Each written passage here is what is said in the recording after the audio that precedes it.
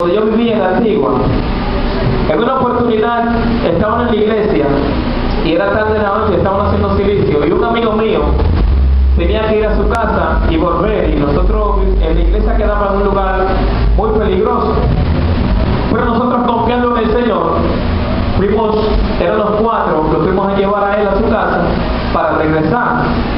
Y recuerdo perfectamente que cuando iba caminando yo podía observar, así como estoy viendo ustedes, los demonios alrededor de nosotros. Pero había algo bien peculiar y bien poderoso en esto, que aunque yo podía verlo, yo se lo decía a los muchachos, y decía, mira, estamos caminando y yo veo muchísimas sombras que están alrededor de nosotros. Pero lo que yo veía y me alegraba, claro que me alegraba, era que también había una luz con nosotros, que por donde pasaban los demonios, las sombras, se recogían para los matorrales y nos dejaban pasar en limpio. Porque nosotros tenemos poder y autoridad sobre esos demonios, no porque somos nosotros, sino porque Jesús está en nuestros corazones. Y esa luz que alumbraba el mundo está alumbrando el sol de hoy. Tenemos que caminar bajo esa autoridad. Ellos tienen que correr porque no soportan la simiente de vida que hay en nosotros. En esos tiempos también recuerdo que una muchacha estaba sentada y el Espíritu estaba tratando conmigo, estaba hablando una lengua, yo no entendía lo que estaba diciendo en ese momento. Pero recuerdo que cuando el Espíritu me lleva cerca de la muchacha se para, pega un grito y yo también vi como la sombra negra salía de ella, y yo entendí que yo estaba reprendiendo del Espíritu el demonio que poseía esa muchacha. Y el Espíritu Santo me dijo, tócala, y la toqué y la muchacha empezó a danzar. La muchacha fue bautizada en el Espíritu, fue liberada, pero eso lo hace el Señor.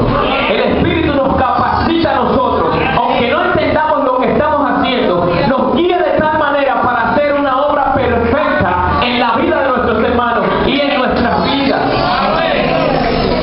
De eso se trata, caminar bajo la autoridad, y es lo que Dios quiere para con nosotros en esta iglesia, en este tiempo. Dios dio un decreto para esta iglesia. Van a caminar bajo el poder de Dios. Van a demostrar la grandeza de mi nombre. Y yo creo en ese decreto que Dios ha hecho. Ahora habrá un Gedeón que toque la trompeta. Vamos a tocar la trompeta y vamos a unirnos para poder caminar bajo la autoridad del Señor. Habrá cristianos que decidan ponerse los lentes para ver espiritualmente lo que Dios tiene para con nosotros.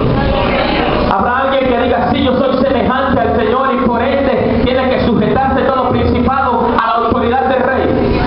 Nosotros estamos llamados para caminar bajo el poder de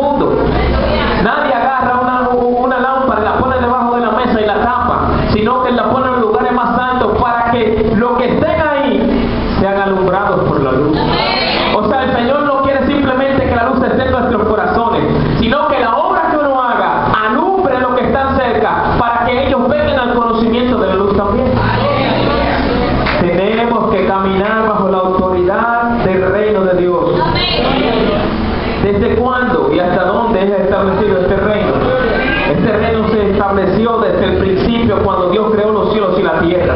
Y desde allí está rigiendo este reino. Y todavía no se ha terminado porque la palabra establece que Jesús está sentado a la diestra del Padre del trono, sobre todo señorío, sobre todo principado de autoridad. Y la palabra establece que Él es Rey de Reyes y Señor de señores. O sea, que la autoridad que el Señor delegó no solamente era para la iglesia primitiva, sino también para nosotros. Oye, mientras haya humanidad, mientras haya eternidad, el reino de Dios estará establecido. Nosotros tenemos la autoridad como sacerdotes, como príncipes.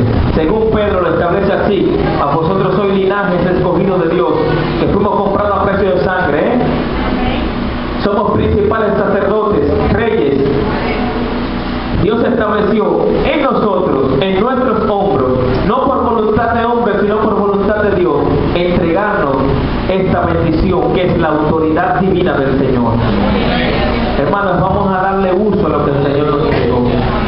Nosotros, cuando estábamos en otros tiempos, no teníamos control de nuestro propio cuerpo, no teníamos dominio propio.